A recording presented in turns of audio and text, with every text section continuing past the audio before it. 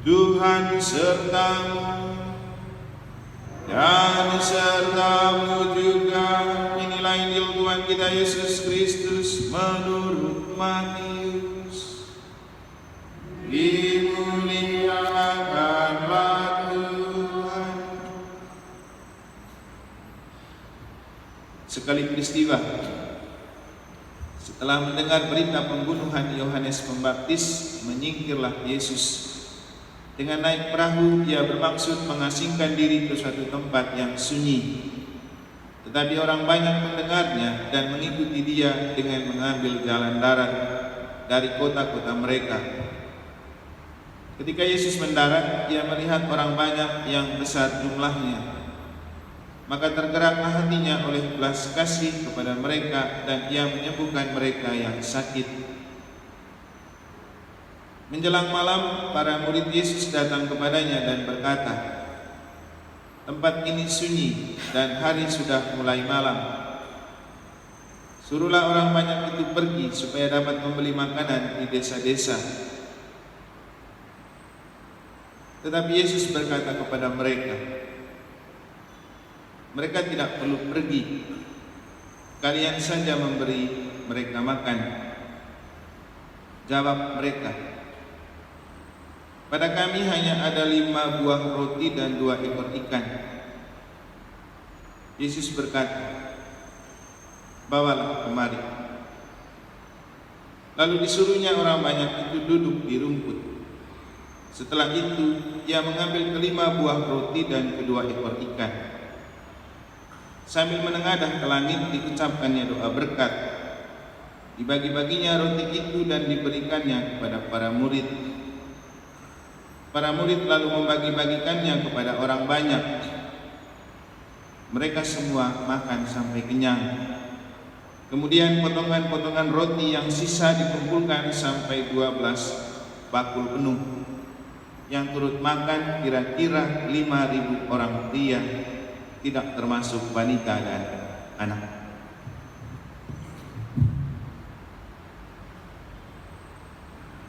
Berbahagialah orang yang mendengarkan sabda Tuhan dan tekun melaksanakannya. Sabdamu adalah jalan kebenaran dan hidup kami.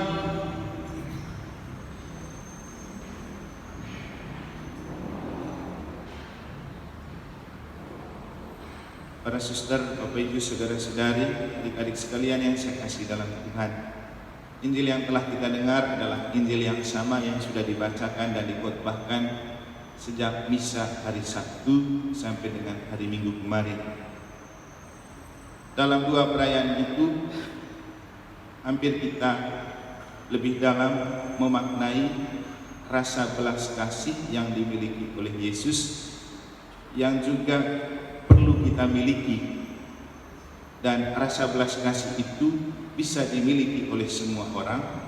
Yang penting hatinya terbuka kepada gerakan Roh Allah.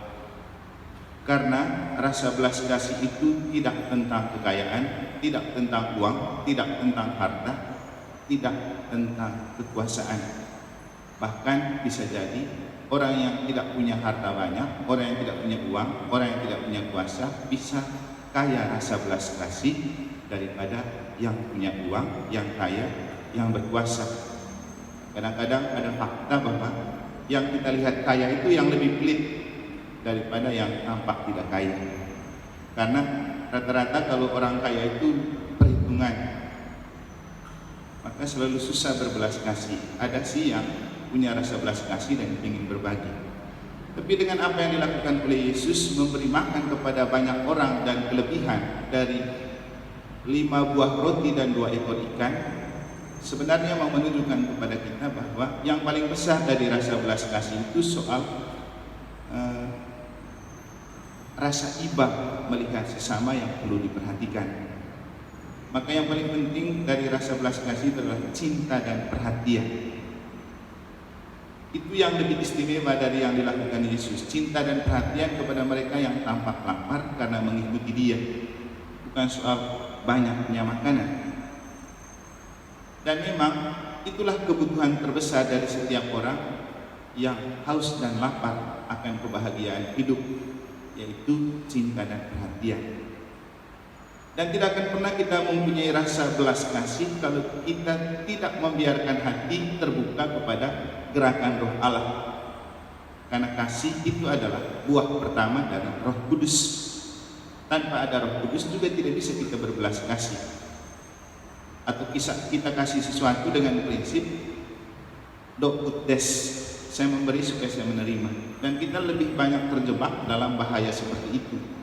Kita baru bisa memberi kalau kita bisa menerima imbalan atau balasan. Yang ingin saya ajak untuk kita renungkan lebih jauh pada kesempatan ini, setelah tentang belas kasih Yesus itu kita sudah renungkan kemarin, itu tentang bagaimana Yesus mengubah kekurangan menjadi kelebihan. Kalau mau jujur, kita itu selalu cemas dan gelisah dengan kekurangan dan kelebihan, persis seperti yang dirasakan oleh para murid yang cemas dan gelisah ketika Yesus ingin memberi makan kepada 5.000-an orang yang ada cuma 2 ekor ikan dan 5 potong roti. Bagaimana tidak cemas? Dengan modal 5 buah roti, 2 ekor ikan, kasih makan 5.000-an orang. Tapi itu adalah gambaran kecemasan dan kegelisahan kita. Kita itu selalu cemas dan gelisah dengan apa yang namanya kurang, takut kurang ini, takut kurang itu, tidak pernah merasa cukup dengan apa yang ada. Tapi cobalah kita menyadari bahwa mata Tuhan tidak tertutup melihat kekurangan dan kelemahan kita. Sama seperti mata Yesus tertuju kepada 2 ekor ikan, 5 potong roti, dan prihatin kepada rasa cemas dan gelisah yang dimiliki para muridnya. Sampai-sampai para muridnya bilang, Yesus suruh saja mereka itu pulang, sudah malam ini, kita bagaimana kasih makan mereka? Yesus bilang apa? Kamu harus beri mereka makan. Bagaimana tidak takut dan ketar-ketir nih para murid? Kan malu kasih makan banyak orang lalu tidak sampai. Sama seperti rasa malu kita kalau mau buat hajatan, pernikahan atau syukuran, yang paling ditakuti kalau kekurangan makanan. Yang tidak ditakuti, yang kurus makan itu ikut misa atau enggak? Coba Bapak Ibu cek kalau ada pesta-pesta itu, nikah misalnya atau apa saja. Kalau untuk kurus makan minum, orang bisa tidak tidur beberapa malam, tapi giliran misa susah. Saking takutnya kekurangan material. Nah, belajar dari apa yang kita dengar dari Injil, coba kita percaya bahwa mata Tuhan itu tidak tertutup melihat kekurangan kita. Dan sama seperti yang dilakukan Yesus kepada para murid, Tuhan lebih peka dan lebih prihatin. Makanya dia bilang, nih bawa sini, yang kamu lihat kurang dan lemah atau terbatas, nanti akan saya bikin lebih. Yang penting bawa ke sini dulu. Jadi artinya Bapak Ibu, kita pasti selalu punya kekurangan, kelemahan, keterbatasan. Tapi coba bawa itu kepada Tuhan. Nanti Tuhan yang mengubah kekurangan, keterbatasan, dan kelemahan itu menjadi hebat. Contoh, saya sendiri menyadari bahwa dipakai oleh Tuhan untuk menjadi imam itu bukan sempurna, bukan karena sempurna. Punya banyak kelemahan, punya banyak keterbatasan, mungkin punya lebih banyak dosa dari Bapak Ibu. Tapi bawa semua itu kepada Tuhan. Biarkan Tuhan yang mengubah kekurangan menjadi kelebihan, kelemahan menjadi kekuatan, dosa menjadi rahmat. Makanya sampai Santo Paulus bilang apa? Di mana dosa bertambah, di situ rahmat berlimpah. Kenapa? Yang paling penting, bawa semua keterbatasan, kekurangan, kelemahan, dan dosa itu kepada Tuhan. Biarkan tangan Tuhan yang memberkati untuk mengubahnya menjadi berkat.